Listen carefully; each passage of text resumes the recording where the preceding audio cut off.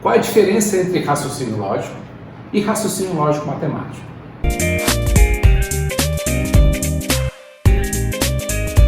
Na semana passada eu recebi a seguinte dúvida por vários alunos. Qual é a diferença entre raciocínio lógico e raciocínio lógico matemático?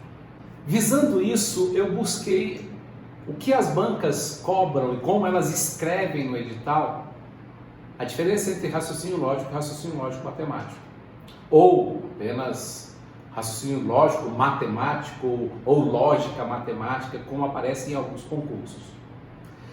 Daí essas dúvidas foram surgindo e recebi pelo Instagram, recebi por e-mail, recebi no WhatsApp, recebi no Telegram.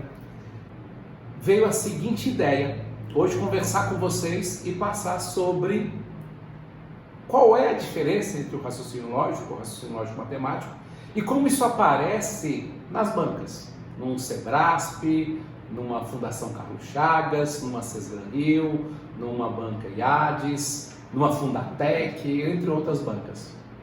E me chamou muita atenção que num concurso que ocorreu aqui no Distrito Federal, uma banca nova que pegou um concurso da área de saúde, ela escreveu no edital da seguinte forma: raciocínio lógico matemático. Entretanto, tudo que apareceu descrito no edital nada mais era do que matemática. Então nós tínhamos lá operações com conjuntos, tínhamos análise combinatória, tínhamos probabilidade, tínhamos razão, porcentagem, regra de 3. Então tudo isso faz parte do que nós chamamos de matemática. Mas nesse edital aparecia como raciocínio lógico matemático. E aí veio a seguinte dúvida. Alguns estudantes chegaram para mim e falaram: Carrijo, mas isso é matemática ou raciocínio lógico matemático? E a resposta foi muito simples: isso é matemática. Mas a banca chamou isso de raciocínio lógico matemático. Daí eu quero apresentar para vocês, muito sucintamente e muito claramente também, que o que diferencia um ou outro é o que a banca vai escrever. Mas eu gostaria que você entendesse que o raciocínio lógico realmente, ele é composto da parte de lógica, de princípios da lógica ou leis do pensamento. Tudo isso é a parte lógica do raciocínio lógico. Mas existem bancas que colocam dentro desse raciocínio lógico alguns conceitos de operações com conjuntos, de análise combinatória, que a gente chama de princípios de contagem, e isso amplia e pode ser cobrado também a parte de análise combinatória. Então é fundamental que você perceba o que a banca está te dizendo. Então, mais do que ficar preocupado se é raciocínio lógico matemático, se atenha aos tópicos que são apresentados pelo edital. Se os tópicos, mesmo estando escrito lá na disciplina a ser cobrada, seja raciocínio lógico matemático, mas os tópicos se referem à matemática, você vai focar na base matemática. Mas, se aparece a ideia de lógica, associação lógica, lógica de primeira ordem, isso já se baseia na parte lógica, como o próprio nome já fala. Mas também pode envolver a parte matemática. Então, de uma certa forma, bancas como, vou exemplificar, como o Sebrasp, ele coloca raciocínio lógico, ele trabalha os tópicos relacionados à lógica e alguns tópicos relacionados à parte matemática.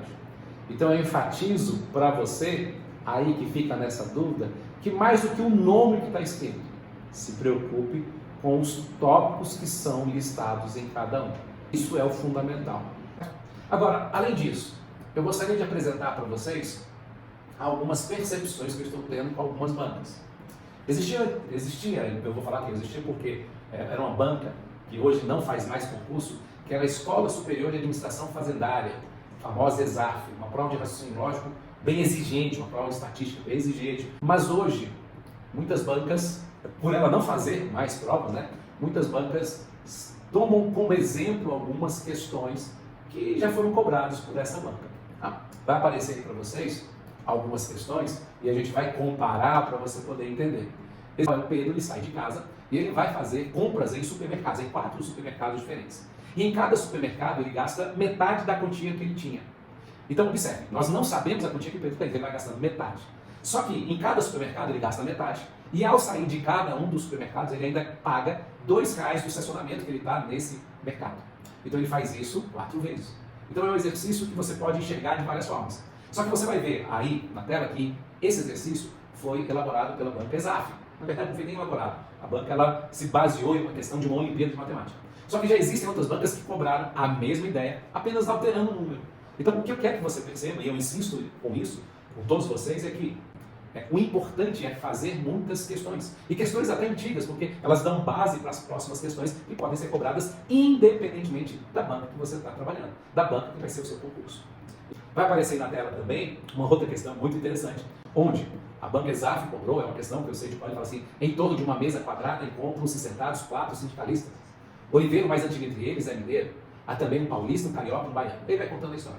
Fundação Carlos Chagas, que é uma banca muito interessante também, cobrou uma questão exatamente igual, mudando o que eram sindicalistas para outra coisa. Mas a mesma estrutura lógica. E outras bancas já cobraram essa questão. Então, perceba como isso é fundamental. Você entender que, mesmo nós tendo uma questão, que é uma questão antiga, muita gente fala, Carreiro, essa questão é de 10 anos. Tem 10 anos que ela foi cobrada. Mas a ideia dela é muito atual. Então, eu quero deixar esse recado nesse nosso momento, para que você esteja preparado a fazer e refazer, a trabalhar nesse momento de escolher questões antigas e trabalhar essas questões, para que isso te dê uma experiência para que, caso venha ser cobrado algo similar, algo próximo, você já esteja preparado e não seja pego de surpresa. A novidade, pessoal, é que agora nós temos no Telegram um grupo, onde nós sempre colocaremos lá as nossas novidades, as nossas mentorias ou os cursos que nós vamos oferecer aí. E eu quero lembrá-los de me seguir tanto no Instagram como também no TikTok, @Prof. Carreiro. Um abraço, hein?